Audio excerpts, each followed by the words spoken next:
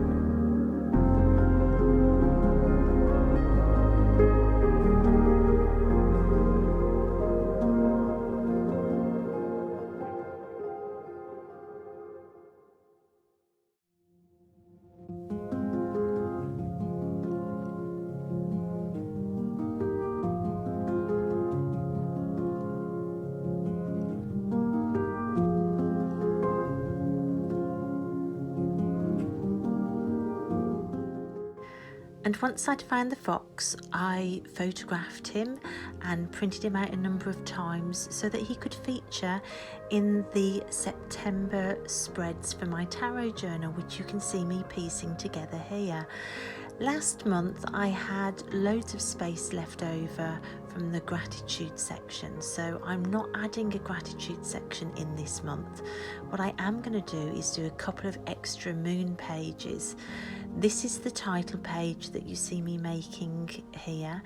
This page will be for general cards for the month and an overview reading. Then there's a couple of moon pages with a junk journal built in, and then a spread for weekly readings, and then a final page for a review of the month, which I found really useful last month, so I wanted to make a feature of it this month.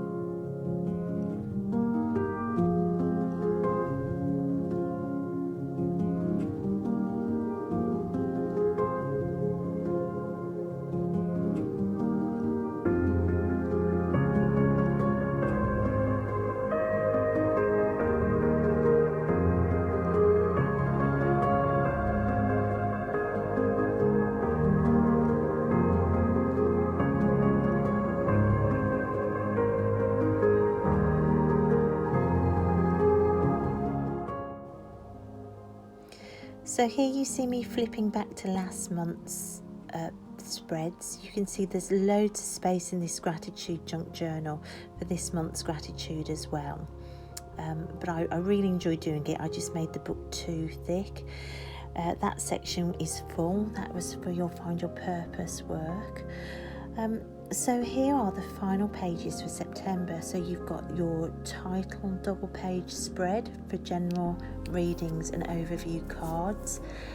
Then the first of the moon spreads, I wanted to just focus on working more with the moon this month, and possibly to add working with spreads at the quarters as well as the full and the new moon. And again, this page is for carry on work with the moon. I put in the first of the junk journals I'd made here. I used all sorts of papers. You can see a lot of those are toilet wrappers that my toilet papers come in. Lots of junk envelopes. I added pendants on this month as well because I liked the idea of pendants hanging down. And this book will really be for goal setting and just work around the full moon and the new moon, and keeping track of various projects that I'm doing. So that gave me more space for the moon work. The second junk journal, which you can see also has a pendant on, I've put on this double page spread, which will be for my weekly tarot readings, just to keep a track of any key readings, any stalker cards, just any thoughts as I'm working with the tarot. Basically just journal space that's interesting to use and beautiful to use, just to keep me focused. I love journaling for that. It keeps me positive, it keeps me focused. It also stops that fast slippage of time from month to month. It just makes you focus on that month and that moon cycle. And finally, I've left a big double page spread for the review of the month at the end, because that was so useful last month. So there it is, my September tarot journal setup. I can't believe it's September, guys. Have a really good one.